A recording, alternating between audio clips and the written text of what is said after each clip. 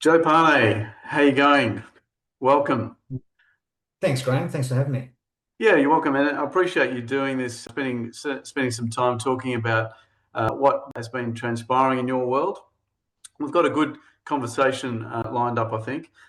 So, as you know, people know you know that you're an expert in human behaviour and emotional fitness, but they don't know, or they may not know, that you've been dealing with an injury recently, and we're going to unpack that today. Now, that injury stopped you doing something you love, which is running. So we'll talk a bit more about that and what happened, which is actually quite a surprise for both of us. And we're going to talk about not only the treatment itself, but what it means when pain and identity collide. Mm. So, Joe, we'll start with a bit more about what was happening for you. And now I know, and I think a lot of your friends and clients know that you're a runner and you've done 8 marathons or nine. Yeah, 8 marathons. You've done about 20 half marathons. I've lost count. I know that you still count them. I do. Yep. That's okay. It's over 20. And you also run probably between 40 and 60K a week, depending on what you're training for. Yeah, typically around 50 to 60. Yeah. Yeah. So tell Mm. us what happened for you recently with this injury. Yeah, so I had an ongoing glute issue, which then sort of shifted into a calf problem where I'd go running ever so slowly because of the glute issue, and the calves would seize up, or one particular one would seize up, and really, I even if I had to run for my life, I wouldn't be able to move. I could only walk slowly. So I I went to local because I'm now I'm not living next to you now because I used to live Mm. around the corner from your wonderful practice and also as friends around each other's families' homes. Yes. Just moving to Noosa, I've had to find new network. So Yep. there was a friend of mine from our running group who's a physio, and she's a traditional physio. So when I went and saw Kate, and she was lovely. I mean, she's great at what she does, but could not resolve this issue with the calf because it was being treated only locally. And I just resorted to just going, okay, it's going to take weeks and however long it takes for it to settle down. And then, yeah, you came and visited. We had a round of golf. I'm not a golfer, as you know, but we had a good day in perfect weather conditions playing golf. And then, yeah, you came. We came over to my place, and you offered to. What was the word that you used? Ah, I forget. But Manipulate you. what's that? Manipulate you.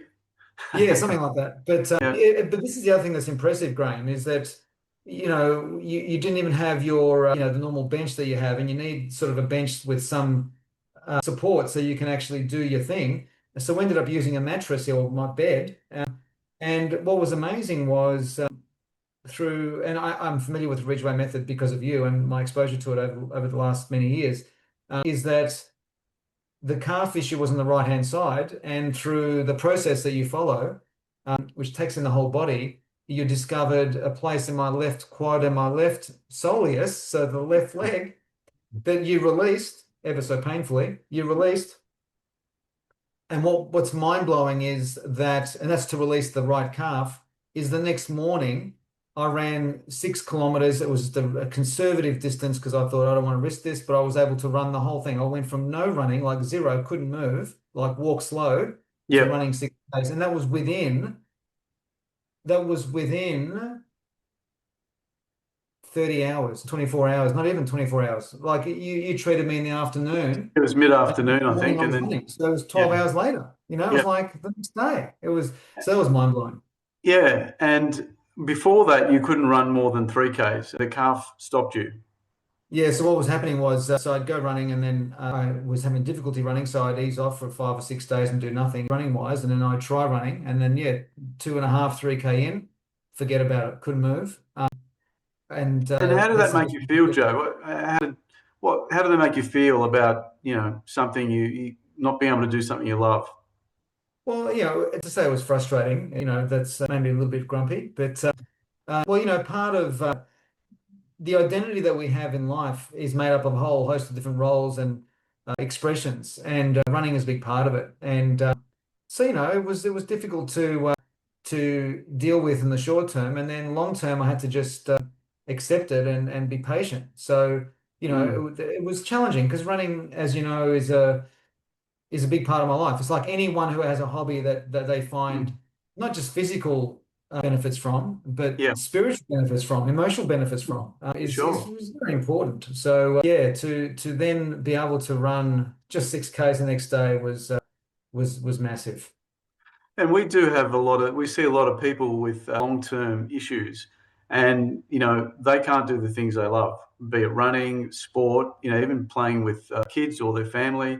So it is quite challenging when that part of their identity, who they are and what they love doing, they can't Mm. do. I think it leads to frustration, leads to and worst case depression, and Mm. really missing that part of your life, and Well, identifying with, there's that, Graham, and then not to mention the social aspect, because here where mm, I live, running communities are huge. It's a big part of my week. yep, Multiple times a week, I meet with different groups, and we have a great laugh and we connect and all that sort of stuff. mm, So, being taken away from that, the isolating nature. I mean, one could argue and say, well, couldn't you? And I did once go to one of the groups.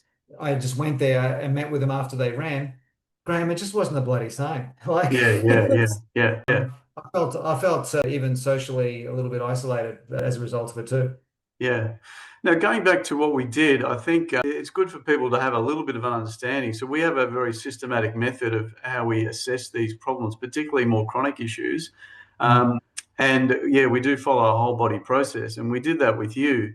And we used one particular movement, or a couple of movement tests, and one was your hamstring on the right side, and there was mm, a guarding response in that hamstring. So what we wanted to do was reduce that guarding response. I think it might have tested at minus 45 initially, and we know the hamstring at its optimal is about minus 15. So we were testing different parts of you, and there was stuff in your neck and a bit in your back to see if it was impacting that hamstring. And the thing that impacted the hamstring the most, surprisingly, was the left quad, which is the opposite side, and the left mm, calf. And releasing that made significant improvement to the hamstring. Probably, I think it actually got it to an optimal state. And even the knee to wall test, the lunge test we did, that improved as well. So, from a clinical point of view, the movement signs that we were using to test your calf problem all improved. So mm. I expected that this would make a difference, and yeah, thankfully it did. Well, yeah, but yes, and yes to all the above. Mhm. What is the most amazing thing is the instantaneous response of the body. Like it's instant, Yep.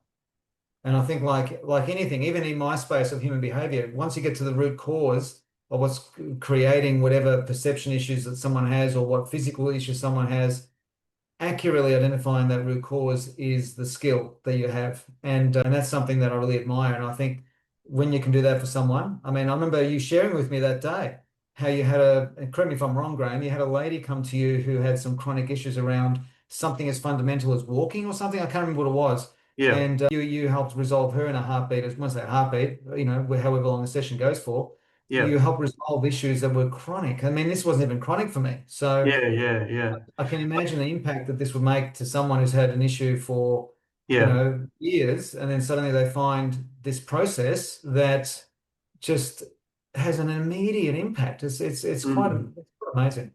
I think I know the lady you're talking about, and she had wrist problems, hand problems. So she couldn't Right. use her wrist very Yes, well. She that's couldn't right. cook, clean, all that stuff. And she was in her mid 60s, and had been struggling with this for a while. And what we found with her, and she also had a history of rheumatoid arthritis. So I was thinking it was going to be more pathology driven issue. I'll give her exercises, but Mm, we looked around, followed the same process, just stuck to the process, and we found that she had some major issues with her left shoulder. And working on her left shoulder, some of the muscles around the shoulder made an immediate difference to her wrist movement and her wrist pain. And we were both surprised. So things like that happen. They don't happen all the time, but they do happen. And I'm very grateful and thankful for that. And thankful for learning about this approach, which has helped a lot of people. So, yeah, and the other thing I'm going to add to anyone who's watching this is that as of the time of this recording, I'm popping down to Melbourne to visit my mum and yourself and a couple of other friends, and we're going to do a session together, like another hour, because it's what you mm, refer to as a tune-up. I don't know if that's the official or just the Graham term, but yeah. I think it's really important as well to, have that maintenance ongoing. We do Definitely. maintenance work on all this other stuff, Yeah. and I think that's really important because that will also highlight any other beginnings of other things going on in the body that through the tune-up prevents potential injury from happening. I think you've touched on a very important point, Joe, and this is probably one of the fundamental components or theories behind our approach. And it is the theory of accumulative strain, that strain builds up in our bodies over time. And often you don't know that it's building up and you don't know where it's building up. And where you feel the pain, where you feel your pain may not be where the problem is. And that's because of that strain that's built over time. And that Yeah. builds up for everyone. No one's immune to it.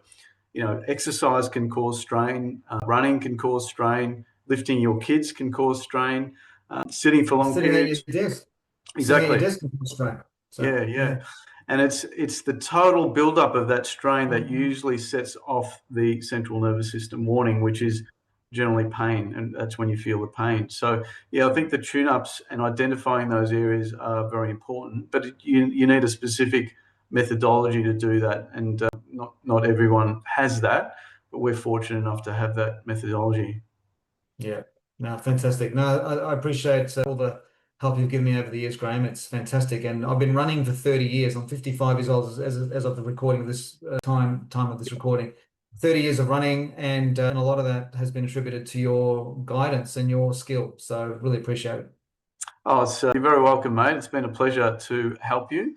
And I think, look, I really appreciate you sharing your story, and hopefully this can help other people in finding the right treatment that they need, particularly if you're struggling with some more chronic issues.